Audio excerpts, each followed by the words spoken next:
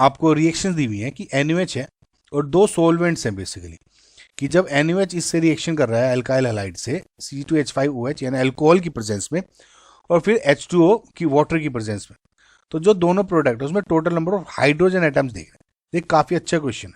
सबसे पहले आप ये देखिए, NaOH है स्ट्रॉन्ग न्यूक्लियोफाइल है एक, है ना, OH नेगेटिव, लेकिन यहाँ पे सोलवेंट चेंज करते ही ये प्रोडक्ट डिफरेंट हो जाते हैं।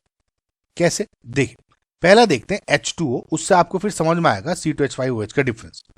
देखिए जब आप OH नेगेटिव और इस पर रिएक्शन करने की कोशिश करते हैं H2O की प्रेजेंस में, तो क्या है, जो वाटर है वो आपका एक पोलर प्रोटिक सोलवेंट होता है। पोलर प्रोटिक मतलब HOH है तो H पॉजिटिव है, OH नेगेटिव डिसोसिएट होता है H पॉजिटिव। तो क्या करता है, बिकॉज ये एक और पोलर प्रोटिक तो है लेकिन एक अच्छा पोलर प्रोटिक है, स्ट्रोंग, ठीक है, तो ये क्या करता है, NaOH आयंस को सोलवेट कर देता है। अब जब ये सोलवेट कर देता है Na प्लस और OH नेगेटिव को, तो इनकी जो न्यूक्लियोफिलिसिटी है वो डिक्रीज हो जाती है। यानी जो OH नेगेटिव अगर 1000 इसकी पावर थी, H2O में सोलवेट करने के बाद OH नेगेटिव जो न्यूक्लियोफिलिसिटी की पावर होगी फॉर एग्जांपल 500 रहेगी ड्यू टू दी सोलवेशन। और इस वजह से क्या होता है कि OH नेगेटिव H2O में रिक्वायर्स एक सिंगल अटैक में अटैक करके इसको बस निकालना है, प्रोसेस समझ में।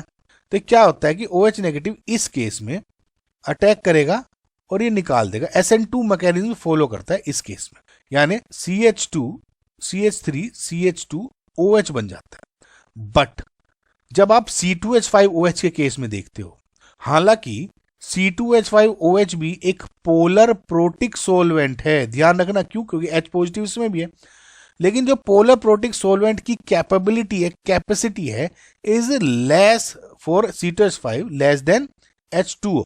यानी जो H2O में सोल्वेशन हो रहा था NaOH आयंस का, पोलर प्रोटिक जब C2H5OH है इस केस में लेस सोल्वेशन हो जाता है। अब लेस सोल्वेशन होने की वजह से जो OH नेगेटिव की न्यूक्लियोफिलिसिटी है वो थोड़ी स्ट्रोंग ही रहती है। फॉर एग्जांपल 1000 तो यहाँ पे अच्छी खासी हो रही है, फॉर एग्जांपल 900 950, ठीक है। तो इस केस में क्या होता है, E2 एलिमिनेशन इज प्रिफर्ड।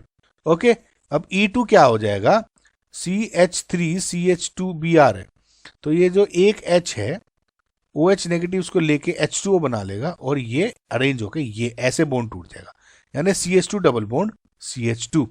तो इस केस में क्या बन जाएगा आपका, ये बन जाएगा। ओके, तो CH2 double bond CH2 product इस केस में बन गया। ओके, और इस केस में क्या बन गया आपका, CH3 CH2OH।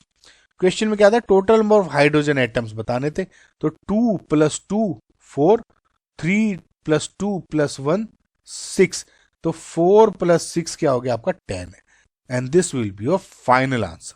समझ में आया गाइस।